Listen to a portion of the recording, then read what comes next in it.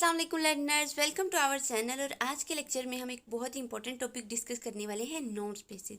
ये टॉपिक काफ़ी इंपॉर्टेंट है। इनफैक्ट जो फंक्शनल एनालिसिस का कोर्स है उसमें आपका एक पूरा जो चैप्टर है, चैप्टर 2, वो नोम स्पेसेस पे बेस करता है। तो इसलिए इस टॉपिक की आपके लिए कॉन्सेप्चुअल अंडरस्टैंडिंग जो है वो बहुत ज़रूरी है। अब नॉर्म स्पेस होता है क्या है? नॉर्म स्पेस ये आपके लिए एक न्यू टर्म है, लेकिन अगर मैं बात करूं वेक्टर स्पेस की तो ये कोई नई टर्म नहीं है। वेक्टर स्पेस हम पहले भी पढ़ चुके हैं, ठीक है। वेक्टर स्पेस क्या होता था हमें पता है। वेक्टर स्पेस एक हमारे पास कोई भी सेट हो, उस पर आप दो ऑपरेशन अप्लाई करते हैं, vector addition and scalar multiplication, और उसमें कुछ एग्जिम्स होते हैं। हमारे पास टोटल 10 एग्जिम्स है। अगर वो उन एग्जिम को सेटिस्फाई करता था सेट, तो हम उसको बोलते थे वेक्टर स्पेस है, ठीक है।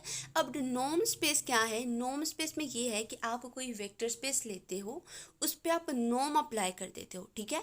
अगर वेक्टर स्पेस पे नॉर्म अप्लाई कर दी जाए तो वो हमारे पास नॉर्म स्पेस बन जाता है, ठीक है। यहाँ पे ये इसकी डेफिनेशन लिखी हुई है, a norm space is a vector space with a norm defined on it, ठीक है। यानी कि आप कोई वेक्टर स्पेस है उस पर एक नॉर्म डिफाइन करवा दो तो वो क्या बन जाएगा? नॉर्म स्पेस बन जाएगा।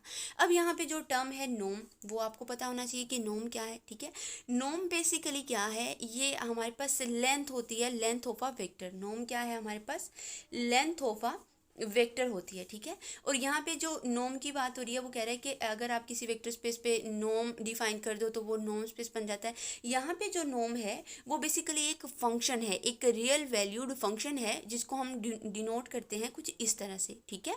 ये नॉर्म हमारे पास क्या है? Here norm on a vector space x is a real valued function defined by, denoted by, ठीक है। डिनोट करते हैं इसे, इस ये हमारी पास इसकी है, इसको इस तरह से डिनोट करते हैं, ठीक है।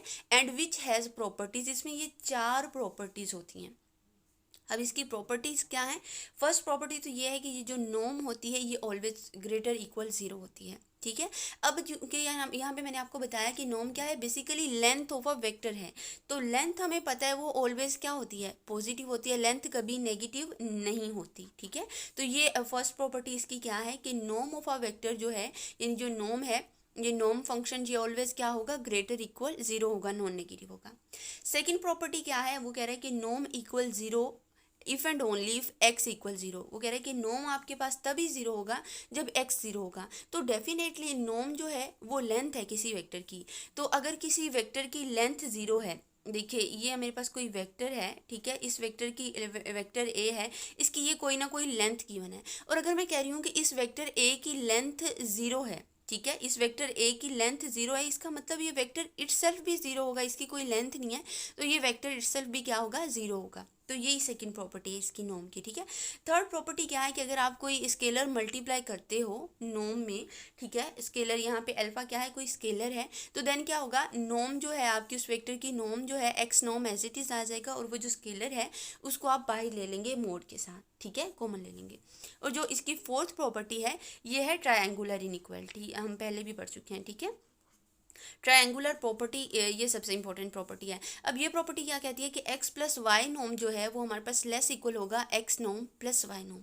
अगर हम सिंपली भी बात करें तो यहाँ पे देखिए, जो हमारे पास अगर दो वेक्टर्स गिवन है, लेट्स से ये मेरे पास एक वेक्टर एक्स गिवन है, ठीक है, और यहाँ पे मेरे पास एक वेक्टर जो है वो वाई गिवन है, ठीक है। ये एक्स वेक्टर है और ये वाई वेक्टर है। अब एक्स प्लस वाई वेक्टर हमें कैसे मिलेगा? वो इनका रिजल्टेंट वेक्टर होगा, इनका सम करने से जो वेक्टर हमें मिलेगा इसको हम x प्लस वाई बोलते हैं, ठीक है। अब यहाँ पे आप इसको देखें तो यहाँ से ही हमें ग्राफिकली अगर देखें तो यहाँ से ही पता चल रहा है ये x की लेंथ है, ये y की लेंथ है, और ये x प्लस वाई की लेंथ है। तो x प्लस वाई की लेंथ अगर हम लेते हैं, इसका नॉर्म लेते हैं, तो वो ऑलवेज छोटा होगा अगर इन दोनों के अलग अलग का हम सम ले तो, ठीक है।